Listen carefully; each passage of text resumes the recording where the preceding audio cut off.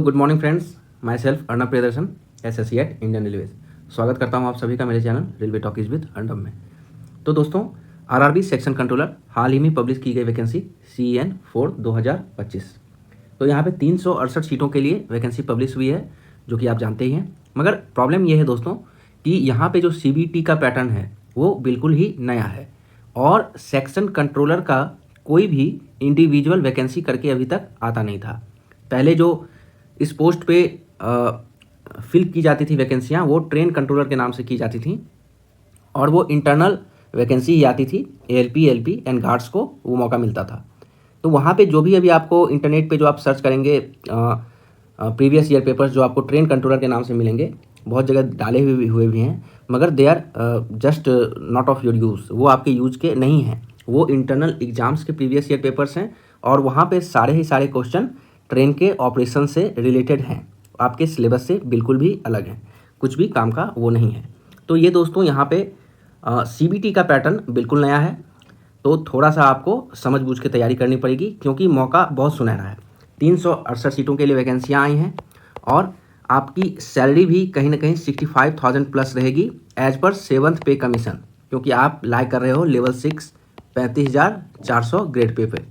जैसे ही 8th पे commission लगता है फ्रेंड्स, तो वहाँ पे मिनिमम ये 65,000 आपका 85,000 प्लस हो जाएगा। दुगना तिगना होने का कोई बात नहीं है। जो भी होता है फिटमेंट फैक्टर लगता है, वो एक कैलकुलेशन होता है, तो उस कैलकुलेशन के हिसाब से लगभग 85,000 प्लस आपकी सैलरी चली जाएगी। तो एक बहुत ही अच्छा जॉब है, बहुत ही अच्छा सैलरी है। जॉब प्रोफाइल थोड़ा सा मतलब कह सकते हैं थोड़ा बहुत आपको मतलब रहना पड़ेगा, अलर्ट रहना पड़ेगा। अलर्ट जॉब प्रोफाइल है और इसी कारण दोस्तों यहाँ एक और फ़ायदा आपको मिलता है। यहाँ की जो ड्यूटी होती है 6x4 होती है, मतलब 4 शिफ्ट होते हैं 6-6 घंटे के। तो आपको 8 घंटा नहीं, मात्र एक दिन में 6 घंटा ही जॉब करना है, क्योंकि ये रेलवे का कॉन्टीन्यूअस रेगुलर कैटेगरी के सर्विस में आता है। ठीक है, थोड़ा अलर्टनेस वाला सर्विस है, तो आपको 6 घंटे का ड्यूटी रोज़ करना है। एक दिन वीक ऑफ मिलेगा, कब मिलेगा ये फिक्स नहीं है, मगर एक दिन मिलेगा। संडे भी हो सकता है, मंडे भी हो सकता है, कोई भी दिन हो सकता है। तो जॉब प्रोफाइल अच्छा है, आपका ग्रोथ भी अच्छा है। आप सीनियर DOM को पोस्ट तक जा सकते हो, लेवल 13 ग्रेड पे तक जा सकते हो, अगर LDCE एग्जाम आप क्लियर करते हो। ठीक है, तो एक बार दोस्तों देख लें कि पैटर्न क्या है और इसकी तैयारी आज जो हम चर्चा करेंगे मेनली, कि इसकी तैयारी जो कि पैटर्न नया है, तो तैयारी करें तो करें कैसे, और इसमें जो चीज़ पूछे जा रहे हैं उसका रिलेवेंस क्या है, कैसे इसको हम कोप अप कर सकते हैं, अच्छा नंबर लाने के लिए कैसे तैयारी कर सकते हैं। तो जो दोस्त नए हैं, पहली बार चैनल को देख रहे हैं, ज़रूर से ज़रूर लाइक से सब्सक्राइब कर लीजिए आगे के सारे अपडेट्स के लिए। तो पहले जल्दी जल्दी हम लोग ये देख लें कि देखिए यहाँ पे आपको CBT एक ही है, एक ही आपको एग्ज़ाम देना है, ऑब्जेक्टिव वो भी। उसके बाद आपका CBAT है। CBAT आपका सेम जैसा ALP में होता है लगभग वैसा ही होगा, RDSO का जो गाइडलाइन है उसके हिसाब से ही होगा। यहाँ भी आपको दोस्तों जो भी वैकेंसियाँ हैं, तो 368 वैकेंसी हैं, तो 368 × 8 जो भी आता है उतने कैंडिडेट्स को आपको बुलाया जाएगा, यहाँ पे उतने कैंडिडेट्स को कॉल किया जाएगा। और CBAT में दोस्तों आपको मिनिमम पर बैटरी आपका T स्कोर जो है मिनिमम 42 होना चाहिए क्वालिफाई करने के लिए, 42 होना चाहिए क्वालिफाई करने के लिए।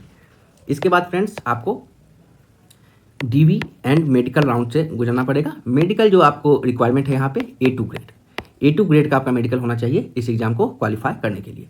तो ये रहा आपका क्वालिफिकेशन कि आप नॉर्मली, और यहाँ पे मेन जो क्वालिफिकेशन है वो नॉर्मल ग्रेजुएशन है। बहुत बच्चों का कन्फ्यूजन है, कोई भी टेक्निकल कोई भी नॉन टेक्निकल ऐसा कुछ नहीं, नॉर्मल ग्रेजुएशन, आर्ट्स हो साइंस हो कहीं से भी आप बस ग्रेजुएशन किए हुए हैं तो आप इस वैकेंसी को अप्लाई कर सकते हैं। नॉर्मल ग्रेजुएशन चाहिए और 4 स्टेज है यहाँ पे। CBT एक ही CBT होगा आपका एग्जाम, उसके बाद CBAT होगा, उसके बाद DV एंड मेडिकल, बस। तो CBT दोस्तों एक तो है ज़रूर, और यहाँ पे क्वेश्चन आपको आएंगे 100 और टाइम आपको मिलेगा 120 मिनट। अभी तक जो भी एग्जाम आप देते थे 100 क्वेश्चन आते थे, CBT 1 में मिलते थे कितने 90 मिनट्स। यहाँ पे आधा घंटा आपको ज़्यादा दिया जा रहा है। तो क्यों दिया जा रहा है ये आप समझ लीजिए, क्योंकि इस पैटर्न में आपको लेंदी क्वेश्चंस थोड़े रह सकते हैं रीजनिंग के। ठीक है, रीजनिंग के क्वेश्चंस थोड़े लेंदी रह सकते हैं। तो क्या क्या रहा है दोस्तों 100 क्वेश्चंस में, एक बार देख लेते हैं। 100 क्वेश्चंस में आपको 60 क्वेश्चंस आएंगे मैथमेटिक्स से, 60 क्वेश्चन आएंगे आपको मैथमेटिक्स से, और इधर 40 क्वेश्चन आएगा आपको रीजनिंग से, 40 क्वेश्चन आएगा आपको रीजनिंग से। तो तो मैथ और रीजनिंग ही बस पूछा जा रहा है, ना ही जीके पढ़ना है, ना ही साइंस पढ़ना है, ना ही करंट अफेयर्स पढ़ना है। तो बहुत ही अच्छा पैटर्न कुछ बच्चों के लिए जिनको करंट अफेयर्स या जीके जीएस में मज़ा नहीं आता है, और वो बहुत आराम से क्लियर कर सकते हैं इस एग्ज़ाम को। मैथ्स में दोस्तों आपको अरिथमेटिक रहेगा जो बेसिक मैथमेटिक्स होता है, time and work, profit and loss, percentage. उसके साथ क्या रहेगा फ्रेंड्स, डीआई रहेगा, data interpretation, pie chart, bar chart, graphs, इससे आपको डेटा निकालने वाला क्वेश्चन रहेगा। तो अरिथमेटिक एंड डीआई मिलके 60 मार्क्स तय करेंगे, और 40 मार्क्स में यहाँ पे आपको दोस्तों mental reasoning, logical capability and comprehension. तो इस पैटर्न को देख के आपको थोड़ा बहुत जो है एसएससी स्टाफ सिलेक्शन कमीशन का जो एग्ज़ाम होता है उसका पैटर्न रिलेवेंट लग रहा होगा। बिल्कुल, जो भी बच्चे एसएससी की तैयारी कर रहे हैं उनके लिए एग्ज़ाम निकालना एकदम मतलब ए पीस ऑफ केक हो जाएगा, क्योंकि जिनका स्टाफ सिलेक्शन कमीशन में अच्छा मार्क्स आ रहा है और वो CBT 1 भी क्वालिफाई उसका कर रहे हैं, तो इस एग्ज़ाम को निकालने में उनको बिल्कुल भी जोर नहीं लगाना पड़ेगा, क्योंकि रीजनिंग, कंप्रीहेंशन एंड डीआई ये एसएससी में अच्छे तरीके से पूछा जाता है और क्वेश्चन के लेवल भी ठीक ठाक रहते हैं। उसी लेवल का क्वेश्चन आप यहाँ पे एक्सपेक्ट कीजिएगा, क्योंकि जो रीजनिंग आती है एएलपी में भी रीजनिंग आती है फ्रेंड्स। तो एएलपी वाला रीजनिंग आप पैटर्न देख सकते हो, उस पैटर्न पे आ सकता है, मगर वो लेवल नहीं आएगा।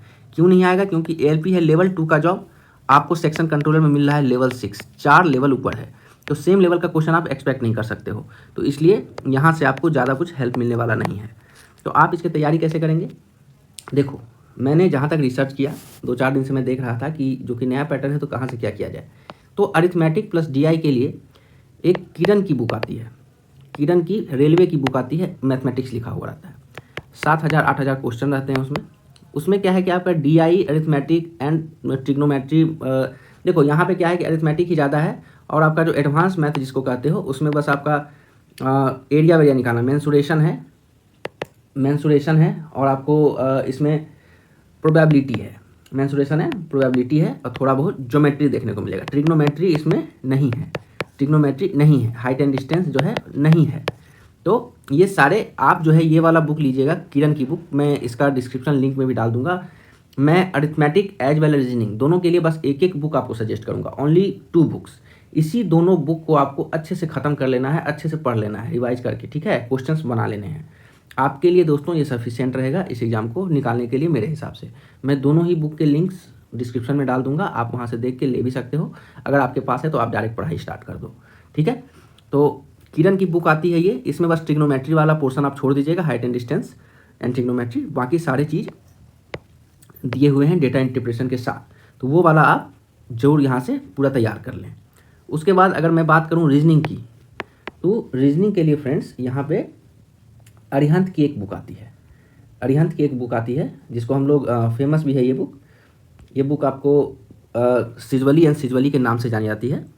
अरिहंत की बुक आती है, ठीक है, अरिहंत की सिजवली एंड सिजवली, ये बुक आपको मैं दिखा भी देता हूँ। और एक बार अगर आप यहाँ पे आप देख सकते हैं, पहले तो ये आप देख लो कि आपका जो सिलेबस है, ये आपका अरिथमेटिक, मैथमेटिक्स, नंबर सिस्टम, ये मैं आपको पहले सिलेबस दिखा दे रहा हूँ, आपका जो सेक्शन कंट्रोलर का सिलेबस है, उस तब आपको समझ में आएगा कि बुक कहाँ तक रिलेवेंट है, नहीं तो आप समझ नहीं पाओगे। देखो, mathematics, number system, ratio, average, normal, जो आपका अरिथमेटिक जिसको आप बोलते हो वो है, ठीक है। उसके बाद क्या है, उसके बाद आपका geometry, area and volume, probability है।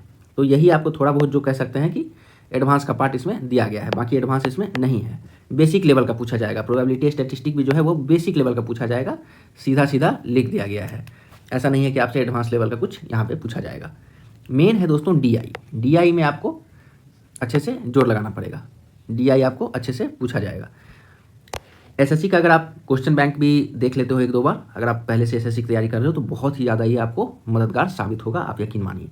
लॉजिकल कैपेबिलिटी में दोस्तों देखिए, लॉजिकल आपका रीजनिंग है, रीडिंग कंप्रीहेंशन है। रीडिंग कंप्रीहेंशन मेनली जो है जिस निकालना, आइडिया निकालना, उसका मॉडल क्या है, स्टोरी, ये सब आपको एक पैसेज दिया जाएगा। वो थोड़ा टाइम कंज्यूमिंग होता है, आपको ज़्यादा भारी नहीं रहेगा मगर टाइम कंज्यूमिंग होगा। तो 120 मिनट है यहाँ पे, मगर फिर भी आपको जो आप प्रैक्टिस सेट करोगे, लास्ट में जो प्रैक्टिस सेट, किसी भी ऑनलाइन का प्रैक्टिस सेट ले लीजिएगा, तो वहाँ पे आपको 110 मिनट्स के अंदर कंप्लीट करने की कोशिश करनी पड़ेगी। नहीं तो यहाँ पे क्या होता है कि क्वेश्चन तो बनने लायक रहते हैं, टाइम बीत जाता है और आपका एग्जाम खराब हो जाता है। तो उसके बाद आपका मेंटल रीजनिंग है, coding, decoding, solving, ranking, identifying, ये सारे जो तीनों ही दोस्तों सिलेबस हैं, ये इस बुक में मैं जो ये दिखा रहा हूँ आपको, सिजवली एंड सिजवली की बुक आती है। ये देखिए, ये बुक है BS सिजवली एंड इंग्लिश सिजवली की। मैं ऐसा नहीं है कि किसी एक पर्टिकुलर ब्रांड का प्रचार कर रहा हूँ, मगर हाँ, ये बुक रियलिटी में बहुत अच्छी है अरिहंत की। और ऐसा नहीं है कि बस आप RRB, SSC हो, RRB हो, बैंक हो, सबके लिए ये मास्टरपीस है दोस्तों। यहाँ तक कि कैट जैट मैट में भी यूज होता है। तो किसी भी लोकल बुक से पढ़ने से अच्छा है एक बार अच्छे कंटेंट को आप पढ़िए और एक से ज़्यादा एग्जाम के लिए टारगेटेड हो जाइए। तो यहाँ पे देखो, हर एक टॉपिक को अलग अलग पार्ट में बांटा गया है। वर्बल रीजनिंग जो है आपको वहाँ पे देखो, analogy, coding, decoding, series, logical arrangement, ये सारा चीज़ आपको कवर किया गया है। Seating arrangement, clock, calendar, mathematical, venn diagram, data sufficiency, input output, ये सारा चीज़। कुछ चीज़ आपको वहाँ पे नहीं होगा, जैसे कि इनपुट आउटपुट हो सकता है नहीं हो, ये बैंकिंग में ज़्यादा पूछा जाता है, SSC में भी ऐसे आता है। तो एक दो टॉपिक आपका नहीं होगा, बाकी सारे टॉपिक्स हैं सिलेबस में, तो इसको अच्छे से आपको कर लेना है। उसके बाद देखो, यहाँ पे आपका एनालिटिकल रीजनिंग में भी जो भी है, पैसेज एंड कंक्लूजन, यही है आपका पैसेज एंड कंक्लूजन में जो आपको पूछा जाएगा, जो कॉम्प्रिहेंशन के नाम से आपका सिलेबस दिया गया है, ये पैसेज एंड कंक्लूजन, तो ये आपको करना है। उसके बाद यहाँ पे आपका जो भी है, coding, decoding, completion, embedded figure, analogy, series, ये सब आपका मेंटल रीजनिंग के पार्ट में आ जाता है। ये सब आपको नॉन वर्बल रीजनिंग जिसको कहते हैं, ये सब सारे ही सिलेबस आपको दोस्तों इस बुक में कवर्ड हैं, along with a lot of questions. एक अच्छे क्वेश्चंस का दोस्तों, हर एक टॉपिक के साथ अच्छे क्वेश्चंस का कॉम्बिनेशन दिया गया है, जिसको अगर आप सॉल्व कर लेते हो तो आराम से आप एग्ज़ाम क्रैक कर पाओगे। तो कहीं ना कहीं मैं जो है इस नए पैटर्न के एग्ज़ाम को, नए पैटर्न के CVT को समझाने में आपका सफल हुआ हूं, और आपको ज़रूर इस पैटर्न से तैयारी करके एग्ज़ाम को क्रैक करने में मदद मिलेगी। तो आप एक बार असेसमेंट करके बुक्स लेके तैयारी स्टार्ट कीजिए। बाकी भी कुछ अगर आपको प्रॉब्लम है या फिर कुछ जेन्युइन डाउट्स हैं, एज वेल एज अगर आपका कोई जेन्युइन सजेशन है, तो आप कमेंट सेक्शन में ज़रूर से ज़रूर लिखिए। मैं यथाशीघ्र आपको रिप्लाई करने की कोशिश करूँगा। तो तब तक के लिए दोस्तों धन्यवाद। ऐसे ही चैनल से जुड़े रहें और लाइक, शेयर, सब्सक्राइब करना बिल्कुल मत भूलें।